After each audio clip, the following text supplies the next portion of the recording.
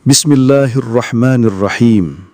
Assalamualaikum warahmatullahi wabarakatuh. Alhamdulillahi rabbil alamin.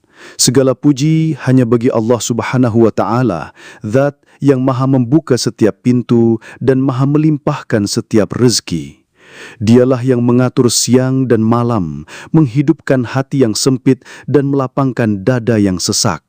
Salawat serta salam semoga selalu tercurahkan kepada baginda Nabi besar Muhammad sallallahu alaihi wasallam, sang pembuka jalan, sang penuntun umat dari gelapnya dunia menuju terangnya iman.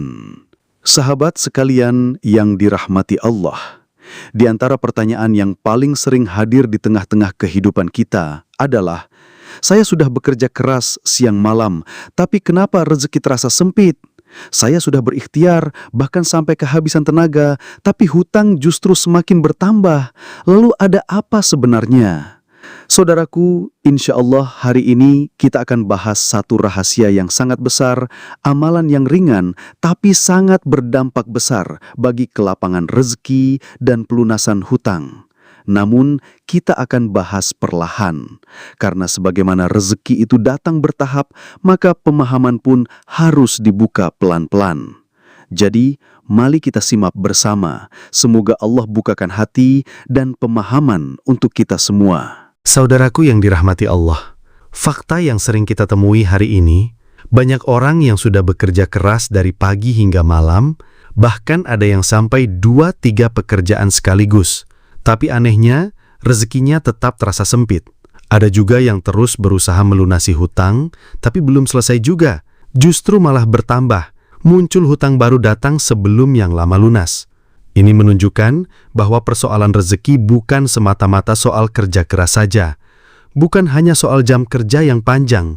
Ada hal lain yang sering kita lupakan, yaitu ruhani, hubungan kita dengan Allah Subhanahu wa Ta'ala. Karena rezeki itu bukan hanya tentang nominal, tapi juga tentang keberkahan. Dan keberkahan hanya akan datang ketika ruhani kita hidup, ketika hati kita tersambung kepada Yang Maha Memberi. Maka jika usaha sudah maksimal tapi hasilnya belum terasa, bisa jadi bukan usaha fisik yang kurang, tapi ruhiyahnya yang belum terisi. Jika usaha fisik sudah maksimal, tapi ruhiyahnya belum terisi, maka hasilnya pun akan terasa hampa. Inilah pentingnya menjaga keseimbangan antara ikhtiar dan tawakal, antara usaha lahiriah dan usaha ruhaniyah.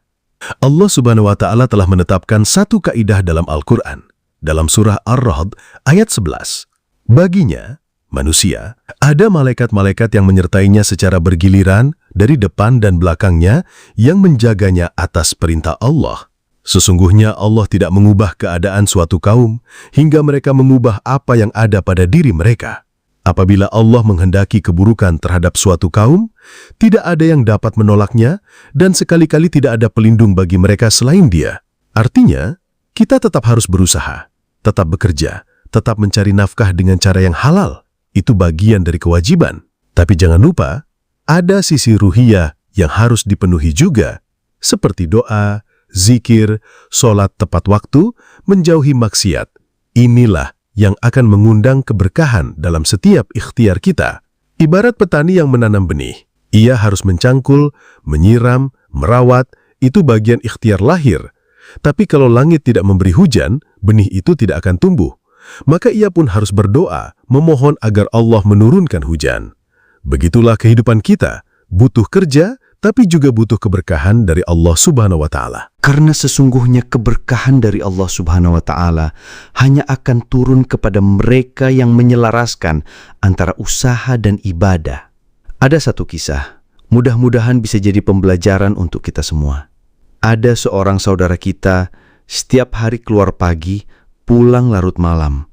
Penghasilan alhamdulillah ada, tapi yang dirasakannya bukan kelapangan, melainkan kekurangan.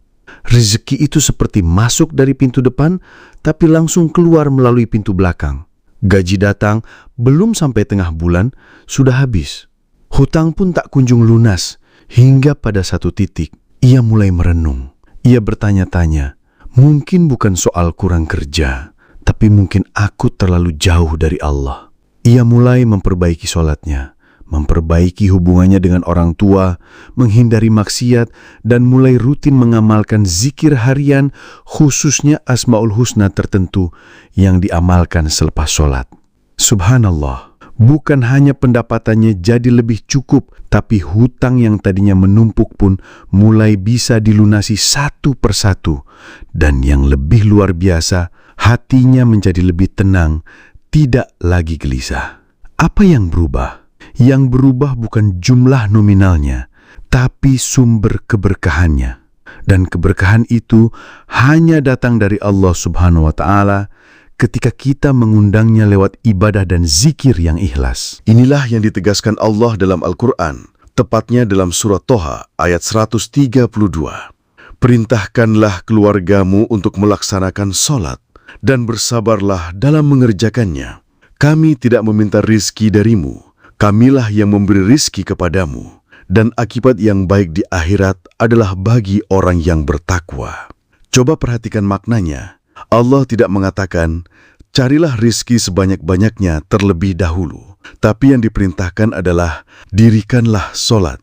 Kenapa? Karena ketika sholat sudah ditegakkan, hubungan dengan Allah terjaga, maka rizki akan datang dengan sendirinya melalui jalan yang tidak disangka-sangka. Inilah yang kemudian dipertegas lagi dalam surah At-Tolak ayat 2-3. Barang siapa yang bertakwa kepada Allah, maka Allah akan memberikan jalan keluar baginya dan memberinya rizki dari arah yang tidak dia duga. Tapi pertanyaannya, bagaimana cara membangun takwa itu?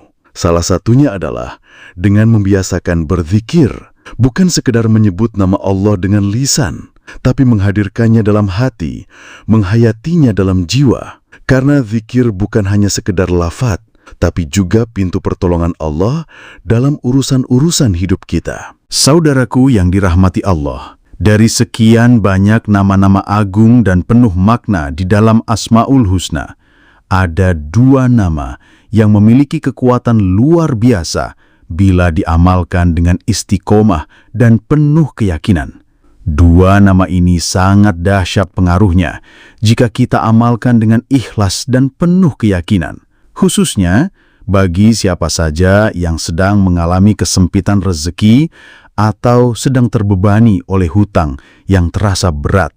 Apa 2 nama itu? Dan bagaimana cara mengamalkannya dengan benar agar Allah bukakan pintu rezeki dan lunaskan segala beban hidup kita? Saudaraku yang dirahmati Allah, di antara kalimat Asmaul Husna yang memiliki pengaruh luar biasa dalam urusan rezeki dan solusi atas kesulitan hidup adalah 2 nama mulia ini. Pertama, Ya Fattah, artinya yang Maha Membuka. Allah adalah zat yang membuka pintu-pintu yang tertutup, membuka jalan saat semua terasa buntu, membuka hati yang keras, membuka pintu-pintu rezeki yang sebelumnya terhalang oleh dosa atau ketidaktahuan kita sendiri. Kedua, Ya Razzaq, artinya yang Maha Pemberi rezeki. Bukan hanya sekali, bukan hanya cukup untuk hari ini, tapi Allah yang menjamin rezeki kita sepanjang hidup jika kita mau kembali dan bersandar kepadanya. 2 nama ini jika diamalkan dengan istiqomah dan dengan penuh keyakinan akan menjadi wasilah pembuka keberkahan dalam hidup kita, termasuk rezeki yang luas dan kemudahan dalam melunasi hutang. Lalu bagaimana cara mengamalkannya? Silakan disimak dengan baik agar tidak keliru. Juga perlu dicatat supaya tidak lupa. Yang pertama, setiap kali Anda selesai melaksanakan salat fardu 5 waktu, setelah membaca istighfar, tasbih, tahmid, dan takbir, masing-masing sebanyak 33 kali atau sesuai kemampuan, lalu tambahkan amalan zikir, Ya Fatah, Ya Rozak, dibaca minimal 33 kali, atau jika lebih, justru lebih baik. Dengan menghadirkan hati, memohon dengan penuh kerendahan diri kepada Allah Subhanahu wa Ta'ala. Atau lebih afdol Anda bangun di sepertiga malam terakhir setelah salat tahajud, setelah membaca istighfar dan zikir malam seperti yang diajarkan oleh Rasulullah Shallallahu Alaihi Wasallam, maka bacalah zikir Ya Fatah, Ya Rozak sebanyak 100 kali.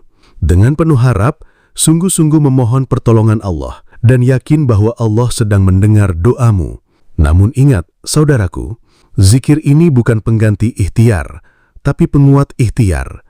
Tetap bekerja, tetap mencari nafkah yang halal, Tetap menjalin silaturahmi, tetap bersedekah dengan ikhlas, karena itulah jalan lahiriah yang harus ditempuh, bersamaan dengan zikir sebagai penguat ruhiyah. Zikir itu ibarat mengetuk pintu, usaha adalah langkah untuk masuk ke dalamnya. Kalau keduanya bersatu, insya Allah pintu rezeki itu akan terbuka dan beban hidup kita akan dipermudah olehnya. Maka saudaraku, mari kita ingat baik-baik.